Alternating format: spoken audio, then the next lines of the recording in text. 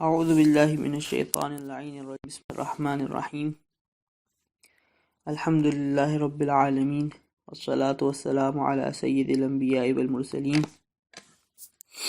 وعلى آلہ الطیبین الطاہرین واللعنة الدائمة على اعدائهم اجمعین من الآن الى قیام یوم الدین رب اشرح لی صدری ویسر لی امری واحلل عقدۃ من لسانی یفقهوا قولی اللہم صل علی محمد و آل محمد وعجل فرجہم۔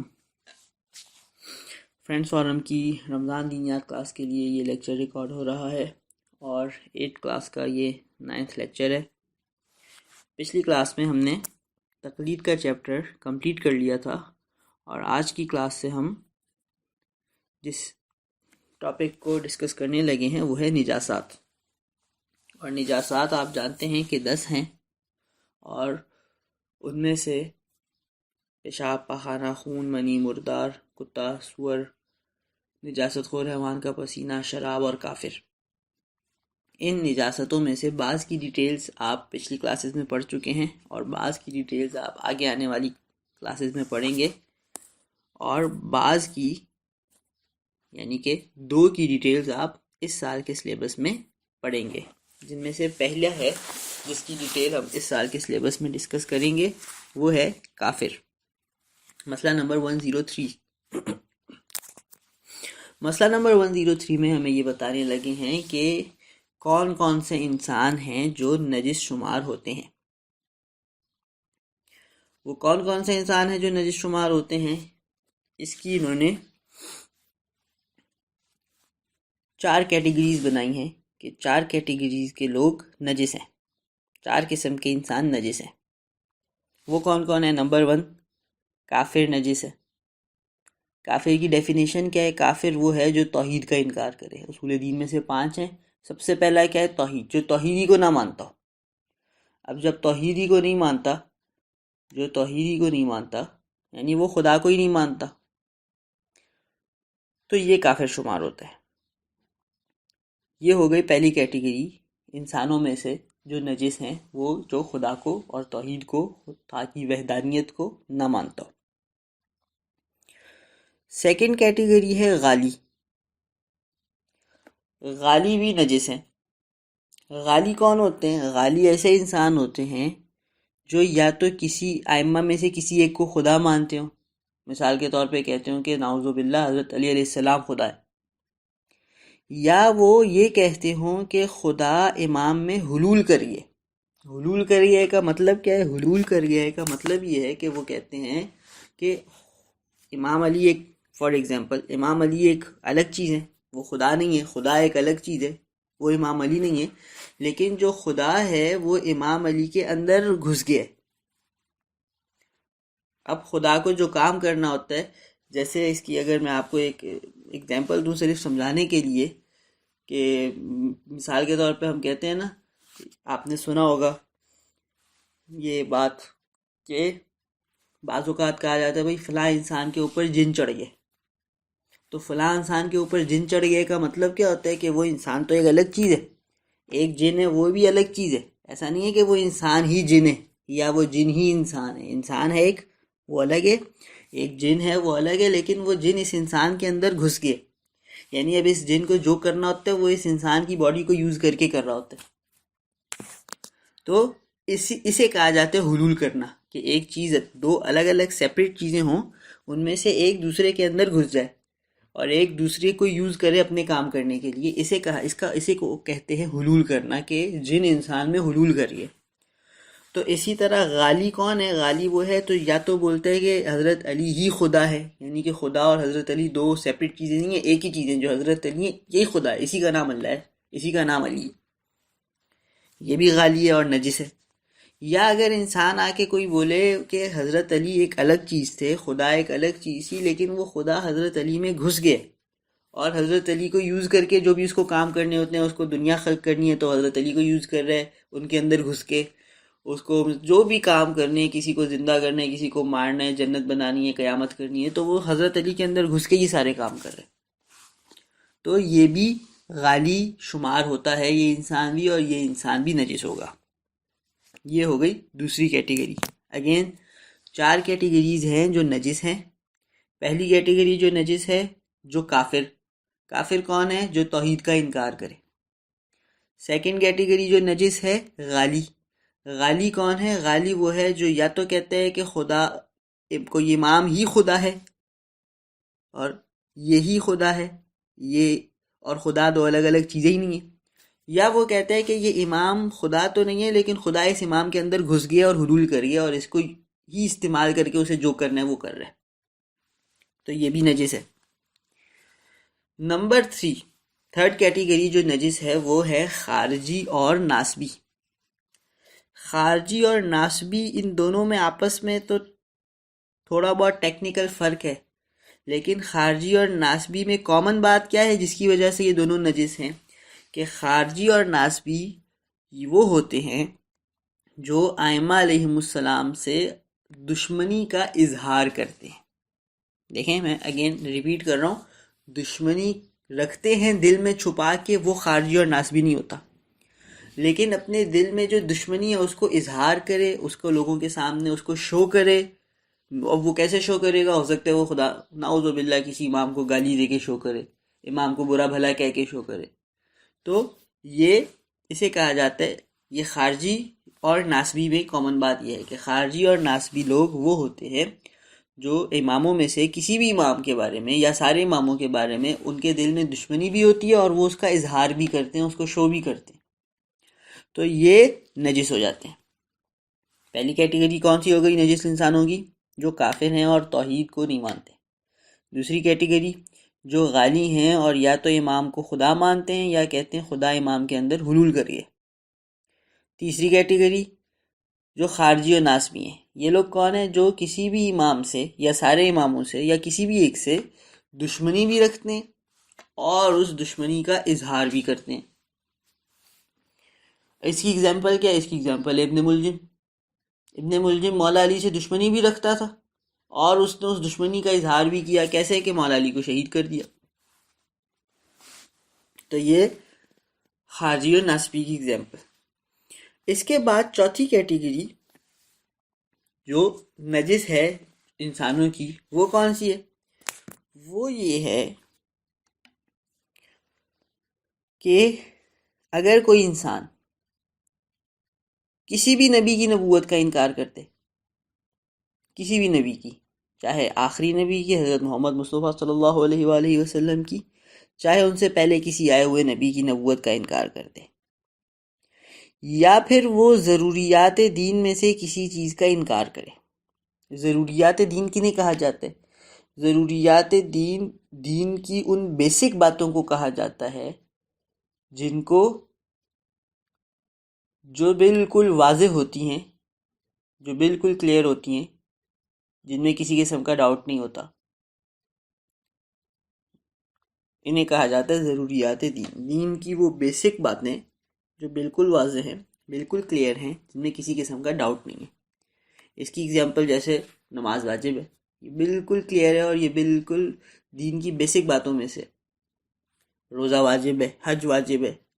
یہ نماز کے اندر ڈیٹیلز کیا ہیں؟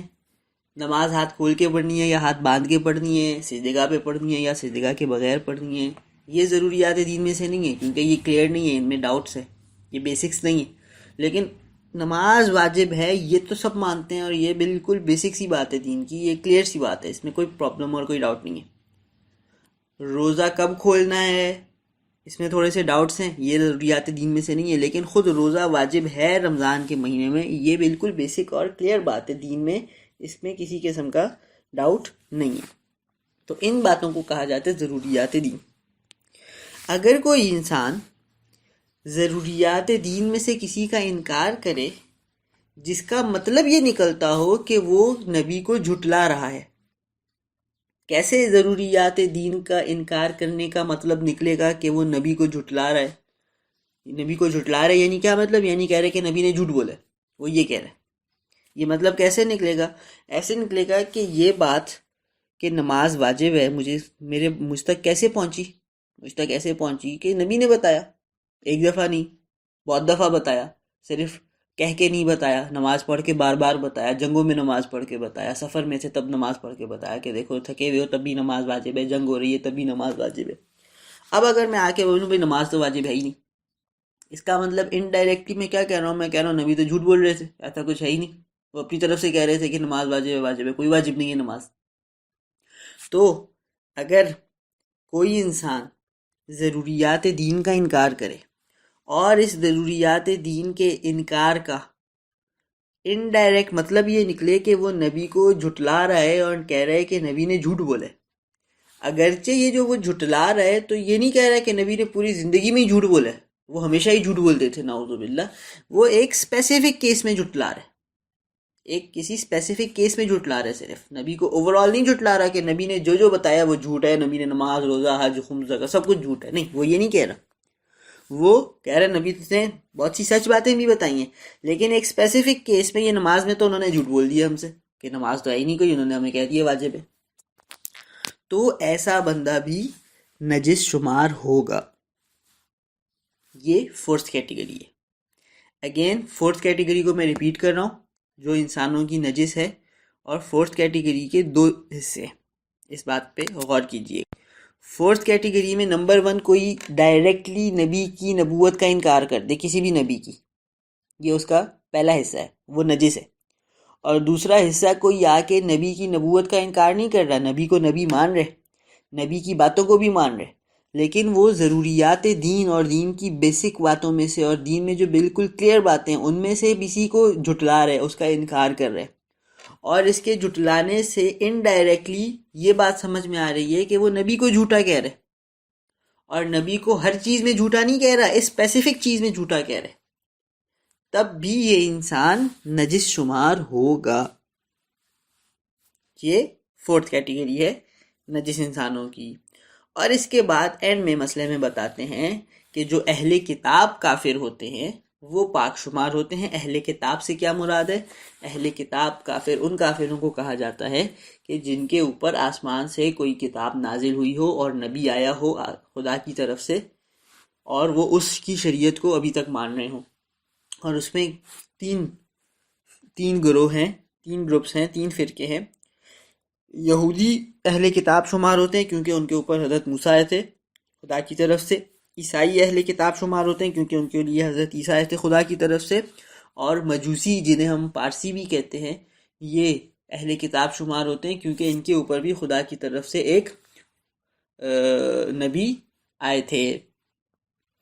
تو یہ 3 گروہ، انہیں ہم اہل کتاب کہتے ہیں کیونکہ ان کا مذہب آسمان سے آیا ہوا ہے اور خدا کی طرف سے نبیوں کے ذریعے بھیجا گیا ہے، ان کو اہل کتاب کہا جاتا ہے۔ اور جو اہل کتاب ہیں وہ نجس نہیں بلکہ وہ پاک ہوا کرتے ہیں۔ یہ مسئلہ نمبر 103 میں ہمیں بتایا جا رہا ہے، میں بک سے پڑھ رہا ہوں۔ لکھتے ہیں کافر، اب یہ پہلی کیٹیگری سے سٹارٹ کر رہے ہیں جو نجس ہے۔ پہلی کیٹیگری کافر، کون ہوتا ہے کافر؟ یعنی وہ شخص جو اللہ تعالیٰ کے وجود یا اس کی وحدانیت کا اقرار نہ کرتا ہو، یا تو خدا کو مانتا ہی نہیں، بولتے کوئی خدا ہے ہی نہیں، یا مانتا تو ہے خدا کو لیکن اس کی وحدانیت نہیں، یعنی اس کو ایک نہیں مانتا، خدا کو ایک سے زیادہ مانتے ہیں، کہتے ہیں 2 خدا ہیں، 3 خدا ہیں، 5 خدا ہیں۔ تو کافر میں یہ دونوں ہیں، یا تو خدا کو ہی نہیں مانتا یا خدا کو مانتے لیکن ایک نہیں مانتا، ایک سے زیادہ مانتے، 2 مانتے، 3 مانتے۔ پھر پڑھ رہا ہوں، کافر یعنی وہ شخص جو اللہ تعالیٰ کے وجود یا اس کی وحدانیت کا اقرار نہ کرتا ہو نجس ہے۔ یہ پہلی کیٹیگری جو نجس انسان ہوگی۔ دوسری کیٹیگری اسی طرح غالی کون ہوتا ہے؟ یعنی وہ لوگ جو ائمہ علیہم السلام میں سے کسی کو خدا کہیں، مثال کے طور پہ کہیں مولا علی علیہ السلام خدا ہے، یا یہ کہیں کہ خدا ان میں حلول کر گیا ہے، بولیں خدا ان میں گھس گیا ہے، یہ خدا تو نہیں ہے، خدا ایک الگ چیز ہے لیکن خدا ان کے اندر گھس گئے۔ یہ دوسری کیٹیگری ہو گئی۔ تیسری کیٹیگری اور خارجی و ناسبی۔ خارجی اور ناسبی میں کامن بات کیا ہے؟ بریکٹ میں لکھ رہے ہیں، وہ لوگ جو ائمہ علیہم السلام سے بیر اور بغض کا اظہار کریں۔ بیر اور بغض یعنی دشمنی، نفرت، ان کو ائمہ سے نفرت ہے اور وہ اس کا اظہار کریں، یہ تیسری کیٹیگری بھی نجس ہیں۔ چوتھی کیٹیگری میں میں نے بتایا تھا کہ 2 حصے ہیں۔ اسی طرح چوتھی کیٹیگری کا پہلا حصہ، اسی طرح وہ شخص جو کسی نبی کی نبوت، یہ پہلا حصہ کمپلیٹ ہو گیا.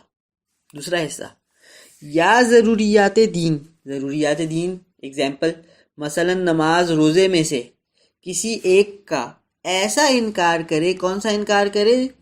جو جزوی طور پر ہی صحیح. جزوی طور پر یعنی کہ کسی اسپیسیفک کیس میں. یہ جو ضروریات دین کا انکار کر رہا ہے، اس سے انڈائریکٹلی یہ بات نہیں نکل رہی کہ نبی ہمیشہ جھوٹ بولتے تھے، لیکن اس سے انڈائریکٹلی یہ بات نکل رہی ہے کہ کسی اسپیسیفک کیس میں نبی جھوٹ بولتے تھے. فار ایگزامپل نماز کے بارے میں وہ ہم سے جھوٹ بولتے تھے، خدا نخواستہ کہ نماز واجب ہے. اسے کہتے ہیں جزوی طور پہ، یعنی کسی اسپیسیفک کیس میں.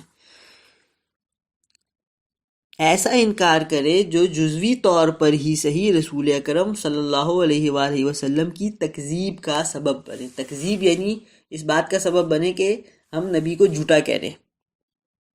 نجس ہے تو یہ بندہ بھی نجس ہے. جو نبی کی نبوت کا انکار کرے یا ضروریات دین کا انکار کرے جس سے نبی کی تکذیب ہو رہی ہو اور نبی کو ہم جھوٹا کہہ رہے ہوں، چاہے جزوی طور پہ اور کسی اسپیسیفک کیس میں ہی یہ جھوٹا ہم نبی کو کہہ رہے ہوں، تو یہ نجس شمار ہوگا ایسا انسان. اور آخر میں بتا رہے ہیں کہ البتہ اہل کتاب کون کون ہیں؟ 3 لوگ ہیں، یعنی یہودی، عیسائی اور مجوسی. مجوسی یعنی پارسی لوگ. یہ پاک مانے جائیں گے.